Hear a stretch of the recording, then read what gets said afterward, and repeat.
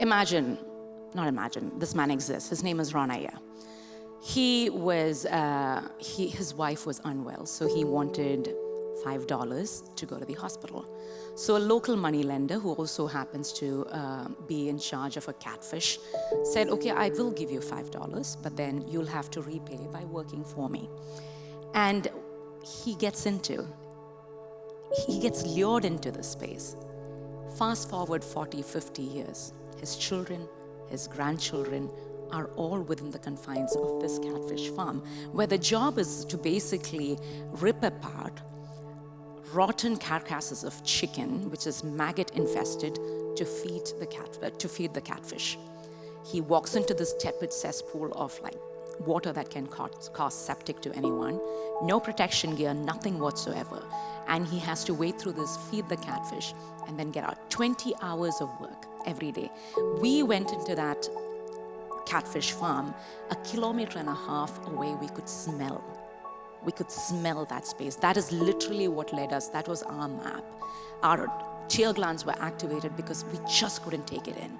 So for 40 years, he and his family, the woman that he took a loan from the landlord for treatment, went into a mental disorder. I mean, she attempted suicide several times because the stench took it away. The only way he could stay alive in that place was consuming alcohol, which is literally the only thing, the cheap arak that they would give. No 3 meals a day. What shocked us the most was to see a 4-year-old boy holding, with such expertise and skill, I can't, a catfish. Hands that should be holding pencils and crayons and praying, is skilled in doing something that even we adults can't be. And this is an example of what it looks like to be trafficked. But what we are seeing now is every day, tens of thousands of people are being sold by one trafficker from one part of the country to another part of the country for at the cost of maybe $10 to $20. They are sold and resold as property.